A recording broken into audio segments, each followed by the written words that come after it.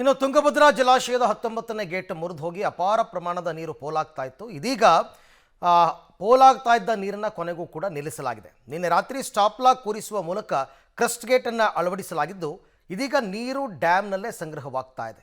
ಸ್ವಲ್ಪ ಮಟ್ಟಿಗೆ ನೀರು ಪೋಲಾಗಿದ್ದು ನಿಜ, ಆದರೆ ಅಂದುಕೊಂಡಷ್ಟು 65 TMC ನೀರೇನು ಹೋಗಲಿಲ್ಲ. ಅಲ್ಲದೆ ಎಲಿಮೆಂಟನ್ನು ಕೂರಿಸುವ ಕಾರ್ಯ ಕೂಡ ಸಕ್ಸಸ್ ಆದ ಕೂಡಲೇ ಇಡೀ ತಂತ್ರಜ್ಞರ ತಂಡ ಸಂಭ್ರಮಿಸಿದೆ. ಈ ಕುರಿತಂತೆ ಒಂದು ವರದಿ ಇದೆ, ನೋಡೋಣ. 19ನೇ ಗೇಟ್ಗೆ ಸ್ಟಾಪ್ ಲಾಗ್ ಅಳವಡಿಕೆ ಯಶಸ್ವಿ. ಟಿಬಿ ಡ್ಯಾಂನಲ್ಲಿ ಪೋಲಾಗುತ್ತಿದ್ದ ನೀರು ಬಂದ್. ತುಂಗಭದ್ರಾ ಜಲಾಶಯದಲ್ಲಿ ಕೊಚ್ಚಿ ಹೋಗಿದ್ದ 19ನೇ ಗೇಟ್ನಲ್ಲಿ ಸ್ಟಾಪ್ ಲಾಗ್ ಅಳವಡಿಸುವಲ್ಲಿ ಯಶಸ್ವಿಯಾಗಿದೆ. ಪೋಲಾಗ್ತಾ ಇದ್ದ ನೀರನ್ನ ಸಂಪೂರ್ಣವಾಗಿ ನಿಲ್ಲಿಸುವಲ್ಲಿ ತಜ್ಞರ ತಂಡ ಸಕ್ಸಸ್ ಆಗಿದೆ. ಕ್ರಸ್ಟ್ ಗೇಟ್ ತಜ್ಞ ಕನ್ನಯ್ಯ ನಾಯ್ಡು ತಂಡ 3 ದಿನಗಳಿಂದ ಸ್ಟಾಪ್ ಲಾಗ್ ಅಳವಡಿಸುವ ಕಾರ್ಯಾಚರಣೆಯಲ್ಲಿ ತೊಡಗಿಸಿಕೊಂಡಿತ್ತು. ಮೊನ್ನೆ ಮೊದಲ ಸ್ಟಾಪ್ ಲಾಗ್ ಅಳವಡಿಸಲಾಗಿದ್ದು, ನಿನ್ನೆ 4 ಸ್ಟಾಪ್ ಲಾಗ್ಗಳನ್ನು ಅಳವಡಿಸಲಾಗಿದೆ.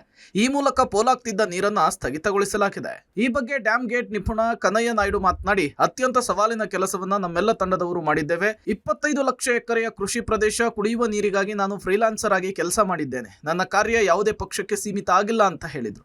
ಇವಾಗ ನೀರು ಸ್ಟಾಪ್ ಮಾಡಿದರೆ at least Ravi crop 26 lakhs acres ಇದೆ, 3 ಸ್ಟೇಟ್ ಆ್ಯಡ್ ಮಾಡಿ. ನಾನು ಐ ಎ ಫ್ರೀಲಾನ್ಸರ್.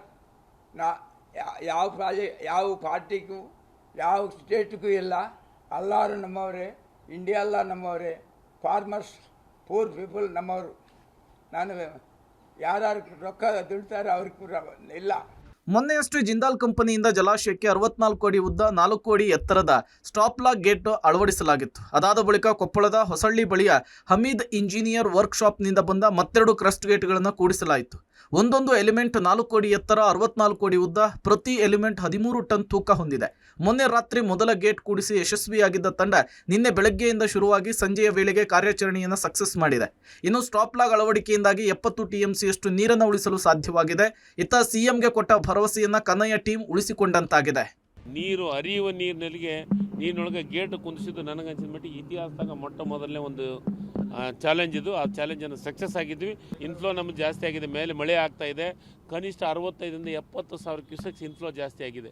ಅದನ್ನು ಪರಿಸ್ಥಿತಿ ನೋಡ್ಕೊಂಡು ನಾವು ಔಟ್ಫ್ಲೋ ಎಷ್ಟು ನೀರು ಬಿಡಬೇಕು ಅನ್ನೋದ್ರ ಬಗ್ಗೆನೂ ಚಿಂತನೆಯನ್ನು ಮಾಡ್ತಾ ಇದ್ವಿ. ಒಟ್ನಲ್ಲಿ ತುಂಗಭದ್ರಾ ಜಲಾಶಯದಿಂದ ಸುಮಾರು 40 TMC ನೀರು ನದಿ ಪಾಲಾಗಿದೆ. ಇದರ ಮಧ್ಯೆ ಮಲೆನಾಡು ಭಾಗದಲ್ಲಿ ಈಗಾಗಲೇ ಮಳೆಯ ಪ್ರಮಾಣ ಮತ್ತೆ ಹೆಚ್ಚಾಗುತ್ತೆ ಅನ್ನುವ ಹವಾಮಾನ ಇಲಾಖೆ ತಜ್ಞರ ಆಶ್ವಾಸನೆಯನ್ನ ಮತ್ತೊಮ್ಮೆ ಜಲಾಶಯ ಭರ್ತಿಯಾಗುವ ಭರವಸೆಯನ್ನ ಹೆಚ್ಚಿಸಿದೆ. ಮುಕ್ಕಣ್ಣ ಕತ್ತಿ, ಪಬ್ಲಿಕ್ ಟಿವಿ, ಕೊಪ್ಪಳ.